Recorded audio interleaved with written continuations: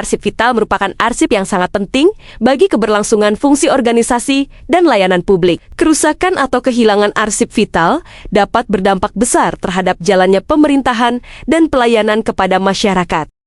Oleh karena itu, perlindungan arsip vital membutuhkan penerapan sistem manajemen resiko, mulai dari analisis resiko, rencana kontingensi, strategi mitigasi, hingga pemanfaatan teknologi informasi. Perkenalkan, nama saya Bu Wima. Saya kebetulan arsiparis mahir di Dinas Perpustakaan dan Kearsipan Kota Yogyakarta, juga selaku koordinator layanan.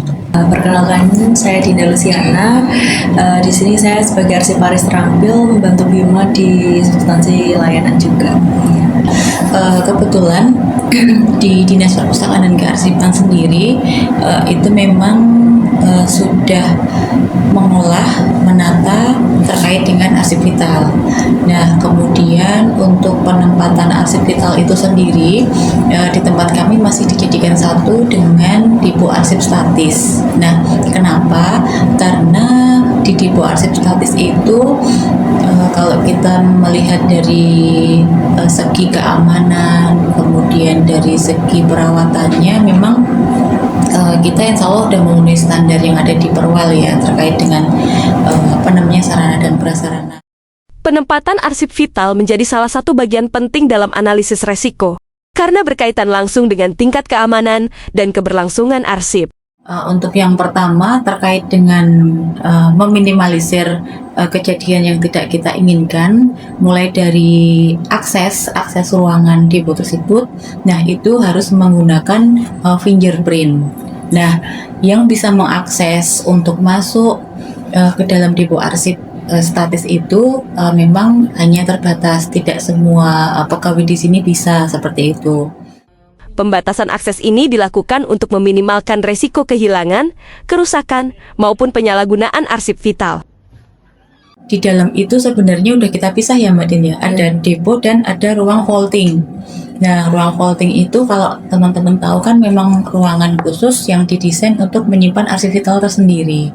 Nah, di mana ruangan tersebut memang sebenarnya juga ada pengampunya tersendiri atau koordinatornya, yang mana ketika Bapak Ibu atau kita ada layanan yang bisa mengakses ke dalam ruang vaulting itu sendiri adalah koordinator dari si pengampu ruangan tersebut. Jadi memang kita buat dua lapis untuk keamanannya, karena memang arsip-arsip yang di dalam kalau statis dan vital itu kan memang tidak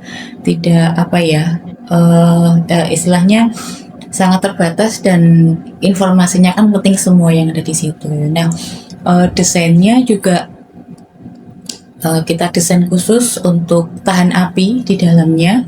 Nanti teman-teman bisa melihat ke ruang vaultingnya seperti itu. Ini kalau dari segi bencana kebakaran gitu ya. Nah, itu memang ruangan vaulting itu memang kita desain untuk tahan api. Ya, setidaknya bukan tidak memungkinkan tapi menghambat seperti itu ya.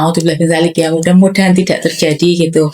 Nah, tetapi kalau dari bencana yang lainnya, mungkin dari konstruksi bangunan di tempat kita itu kan termasuk konstruksi bangunan lama. Nah, kemudian bentuk bangunannya itu juga pendek dibanding dengan kantor-kantor yang lain yang berada di pemerintah kota. Kan kita termasuk di golongan yang yang standar seperti itu. Jadi kemungkinan kalau misalnya terjadi seperti gempa dan lain-lain, bisa diminimalisir kerusakannya itu tidak separah kalau kita berada di gedung yang menjulang tinggi seperti itu. Gambaran secara visual fasadnya dari bangunan kita sendiri sih kita mendeskripsikannya itu seperti itu. Jadi kalau dari analis kami sendiri yang berada di Dinas Perpustakaan Arsip, setidaknya ini sudah bukannya tidak mungkin, tapi menghambat resiko dari runtuhan bangunan yang memang terlalu besar seperti itu. Kantor kita itu cagar budaya Mbak. Jadi kita harus selalu berkonsultasi dengan pihak-pihak terkait yang memang memfasilitasi itu. Selain dengan karyawan yang ada di sini, khususnya kita juga berkoordinasi dengan dari pihak dinas PU seperti itu. Kemudian pihak-pihak terkait dengan tata ruang dan bangunannya seperti itu. Jadi kita di sini itu bisanya hanya merawat seperti pengecatan, terus mungkin membenahi hal-hal kecil yang memang sudah perlu diperbaiki seperti itu. Tapi kalau untuk mengubah konstruksinya kita tidak bisa karena ini merupakan cagar budaya. Strategi mitigasi yang diterapkan meliputi pengamanan fisik melalui pembatasan akses, pengendalian lingkungan dengan pengaturan suhu dan kelembaban,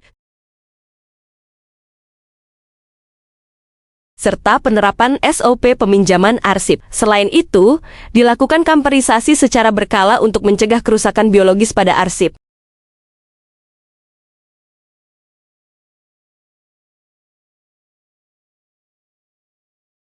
Untuk menjamin keamanan dan pemulihan arsip vital, DPK Kota Yogyakarta juga menerapkan alih media dan digitalisasi arsip.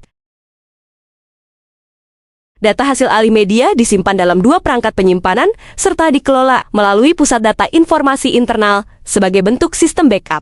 Melalui penerapan sistem manajemen resiko, DPK Kota Yogyakarta berupaya menjaga keberlangsungan arsip vital melalui analisis resiko, rencana kontingensi, strategi mitigasi, dan integrasi teknologi.